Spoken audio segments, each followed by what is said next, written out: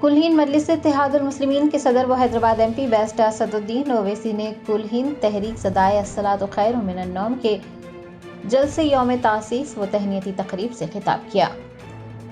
کل ہند تحریک صدائے الصلاۃ خیر من النوم کا چھٹا جلسہ یوم تاسیس و تہنیتی تقریب کا مسجد ابراہیم درگاہ گنج شہیدہ آصف نگر میں انعقاد ہوا۔ بیرسٹر اسد الدین اویسی صدر کل ہند مجلس اتحاد المسلمین نے اس موقع پر بطور مہمان خصوصی شرکت کی اور جلسے کو مخاطب کیا۔ امام و خطیب مکہ مسجد مولانا محمد رضوان قریشی، مولانا محمد حامد حسین حسان فاروقی کے علاوہ دیگر علماء و مشائقین، نامپلی کے رکن اسمبلی محمد ماجد حسین، کارپوریٹر قاسم و دیگر نے اس تقریب میں شرکت کی۔ تحریک کے صدر محمد عبدالقادر معین قادری، نائب صدر سید جمیل احمد قادری و دیگر ذمہ داران بھی اس موقع پر موجود تھے۔ ایک اور اللہ کے حکم پر فرشتے آتے ہیں اور پھر یہ عصر کے وقت اللہ کے پاس جاتے ہیں۔ تو اللہ سبحانہ و تعالیٰ جانتا ہے ہماری ہر چیز کو، جو ہمارا خالق ہے۔ اللہ اپنی شان کے مطابق ان سے پوچھتا ہے کہ بتاؤ میرے بندے کیا کر رہے تھے۔ تو جو رات کے فرشتے فجر کے وقت اللہ کے پاس جاتے ہیں وہ کہتے ہیں کہ یا اللہ تیرے بندے تیری عبادت کر رہے تھے۔ اور پھر جو عصر کے بعد اللہ کے پاس جاتے ہیں اللہ ان سے پوچھتا ہے کہ بتاؤ میرے بندے کیا کر رہے تھے۔ تو فرشتے عرض کرتے ہیں یا رب العالمین تیرے بندے تیری عبادت کر رہے تھے۔ تو میرے عزیز دوستوں اور بزرگوں، ہمارا ریکارڈ اللہ کے سامنے پیش ہوتا ہے۔ اور پھر حدیث شریف میں آیا، اللہ کے رسول صلی اللہ علیہ وسلم نے ارشاد فرمایا کہ جو لوگ نماز فجر اور عشاء کی نماز باجماعت پڑھتے ہیں، علماء کرام نے لکھا، حدیث شریف کی ہے، تو وہ لوگ حشر کے دن اندھیرا ہوگا۔ علماء کرام نے لکھا کہ اس وقت نہ سورج ہوگا نہ چاند ہوگا، اندھیرا ہی اندھیرا ہوگا۔ اور جب حساب کتاب ہو جائے گا اور اللہ سبحانہ و تعالیٰ غفور رحیم ہے، اللہ سبحانہ و تعالیٰ حکم دے گا کہ جاؤ جنت کی طرف جاؤ۔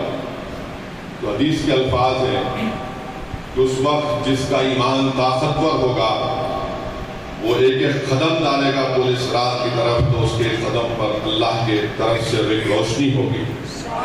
یہ ان لوگوں کے لیے ہے جو باجماعت نماز فجر اور عشاء یعنی جو اندھیری رات میں نکل کر مسجدوں کو آتے ہیں،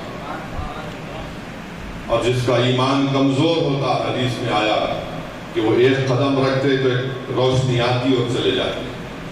کہ میرے عزیز دوستوں اور بزرگوں، نماز فجر کی اور تمام نمازوں کی بڑی اہمیت ہے، کیونکہ مجھ سے کہا گیا کہ نماز فجر کے بارے میں بولوں۔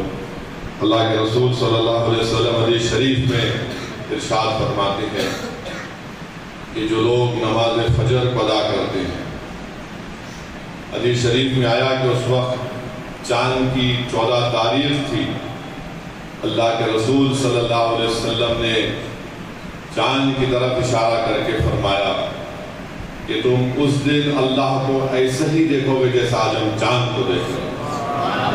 جو لوگ نماز فجر کو باجماعت ادا کرتے ہیں، میرے عزیز دوستوں اور بزرگوں، آپ اندازہ لگائیے کہ ہم اگر اپنی ماں کو دیکھنے کے لیے جاتے ہیں بہت دنوں کے بعد، اگر ہم اپنے ماں باپ سے ملاقات کرتے ہیں، یا اگر ہم اپنے کئی بھائی رشتہ دار سے برسوں کے بعد ملتے ہیں، اندر سے ہم کو خوشی محسوس ہوتی ہے۔ یا کوئی باپ اپنی بیٹی کو شادی کے بعد اگر بیٹی ملنے آتی ہے تو ماں باپ کو بڑی خوشی ہوتی ہے۔ آپ اندازہ لگائیے اس دن جب ہم اللہ کا دیدار کریں، جو ہمارا خالق ہے، جس نے زمین کو بنایا، آسمانوں کو بنایا۔ تو میرے عزیز دوستوں اور بزرگوں، اسی لیے اسلام میں پوری 5 وقت کی نماز فرض ہے۔ اور یاد رکھیے، جو قوم سورج نکلنے سے پہلے اٹھ جاتی اور اللہ کی عبادت کرتی ہے، وہ قوم دنیا پر غالب آتی ہے۔ جو قوم سورج نکلنے کے بعد اٹھتی ہے وہ قوم پریشانیوں میں اور غلامیوں میں پھنس جاتی ہے۔ تو اسی لیے سورج نکلنے سے پہلے اٹھیے، بیدار ہوئیے اور اللہ کی عبادت کریے۔ بلکہ حدیث شریف میں آیا کہ جو لوگ فجر کی نماز نہیں پڑھتے، جو لوگ فجر کی نماز نہیں پڑھتے، شیطان ان کے کانوں میں پیشاب کرتا ہے، شیطان ان کے کانوں میں پیشاب کرتا ہے۔ اب آپ اندازہ لگائیے،